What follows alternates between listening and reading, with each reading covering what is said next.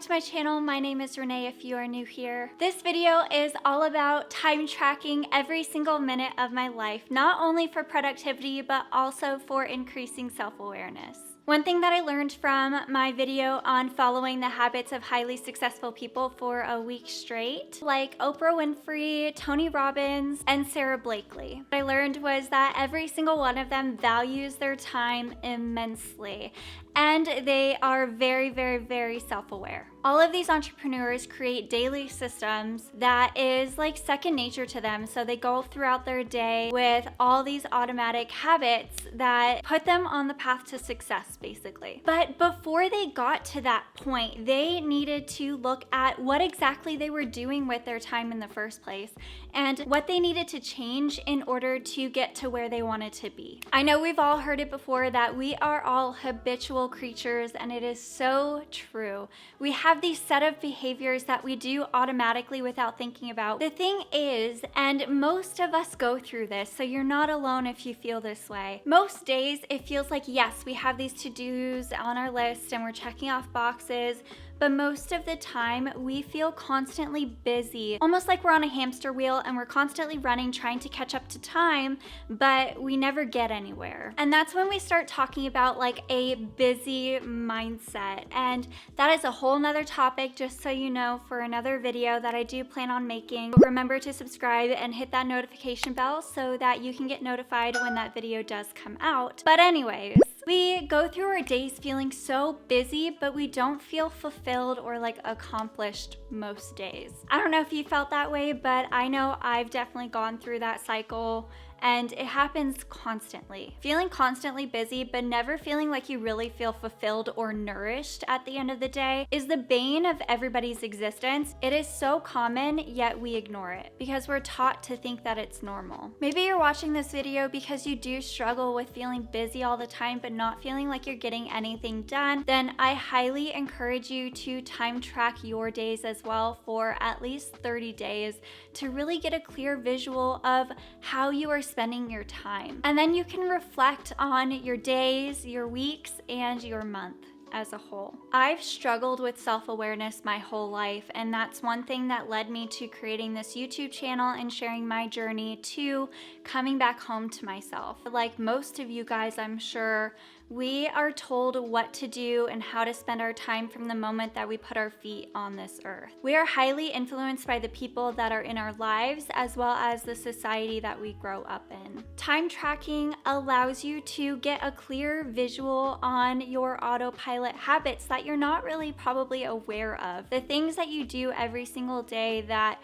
just kind of come naturally to you. But you know, there are so many other layers to self-awareness, but I really truly believe that understanding how you spend your time, just like naturally, what you're doing on a day-to-day basis, it is so valuable to really understand like who you are as a person and get a good indicator on what you're prioritizing right now and where you need to be. It's hard to understand what you need to change in order to get where you want to be if you're not sure what you're doing or what even needs to be changed. And that is exactly why I decided to take on this challenge myself, because I haven't done this before.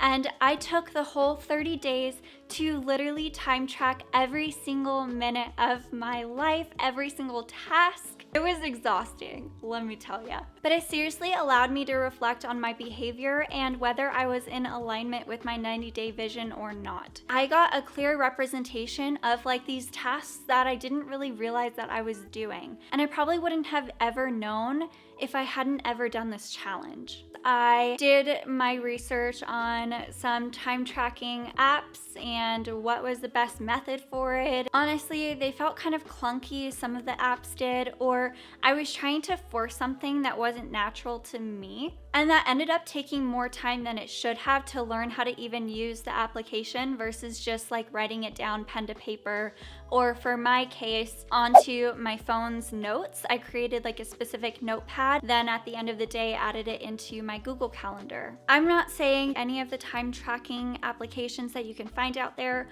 are wrong. I'm just saying that it's just not my preferred method, and that's okay. You gotta find what works best for you. This was an exhausting 30 days. I didn't realize that it would actually be pretty difficult to write down every single task that I was doing and to the minute. Honestly, there were definitely some tasks that I think I missed on accident in writing them down. So at the end of the day, I would kind of like fill in the blank with what I was probably doing, and that's okay. I mean, as long as you get a good idea of what you're doing and you're being 100% honest with yourself, then I would say that the data that comes out after adding up your minutes will be pretty accurate. It was definitely worth it because the result that I got was actually very interesting to see. I was fairly surprised. It would have been a lot to take all of the minutes of the entire month. I decided to take instead just a week, a Monday to Monday, add up all the minutes and then divide them into the total so that I could find out the percentage of time that I spent on that category. And here is my pie chart. So first things first, I am obviously obsessed with sleeping because 35% of my time was spent sleeping. No, but seriously, sleep is so important for feeling energized throughout the day. I do get between 7 and 8 hours of sleep every single night. That is a non-negotiable for me. 1.6% of my time is spent exercising. I think this could be a little bit higher because I realized that during this particular week, I only worked out like 3 times and then I went on a couple of walks, but other than that, I didn't spend much time working out. 11.3% is spent on personal tasks like spending time with Justin, eating food, living life, and all of that jazz. 1.8% went into planning my days. 22.6% was spent at my day job, and this makes sense. 12.4% was spent on YouTube, and that includes editing, filming, researching, and scripting. And this is interesting because I expected that I spent more time on YouTube than what's shown, but it does make sense since I work full 8-hour days at my day job during the week, and YouTube is about half the amount of time that I spent on my day job, so it actually adds up pretty well. 3.9% of my time was on wasting my time, so that is like scrolling on Instagram, scrolling on Facebook, but basically 1% of that is laying on the floor contemplating my life, and then 2.9% of that is scrolling on Pinterest looking at home decor. I actually thought this was going to be higher, and I'm a little proud of myself that it is only 3.9%. I'm shocked at this number. 6.6% is working on self-improvement, and that includes e-learning courses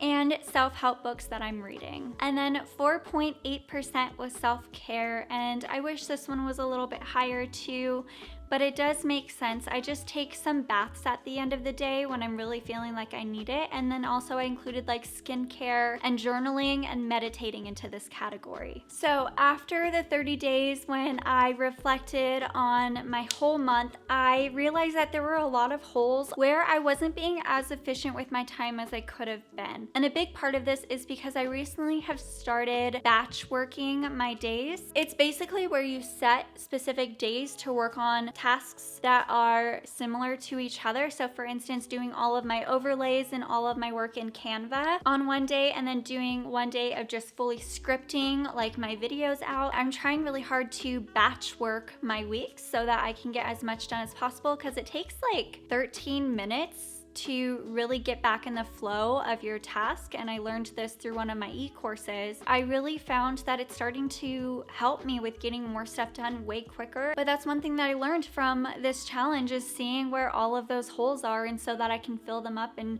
change things and really put myself in a position of being further 3 months down the line or 6 months down the line than I was going to be if I had stayed with those habits. Let me know in the comments below if you are interested in taking this 30-day challenge as well for time tracking your life and your every movement and everything. Also, let me know if you find any interesting results that you would like to share. I would love to hear those from you. And remember to subscribe right down below if you're interested in more holistic self-improvement videos like this one. And also remember to hit the like button right down below. It tells YouTube that it should promote my video to other people, and it helps me to grow, and I greatly, greatly appreciate the help. I cannot wait to see you guys next week. Bye.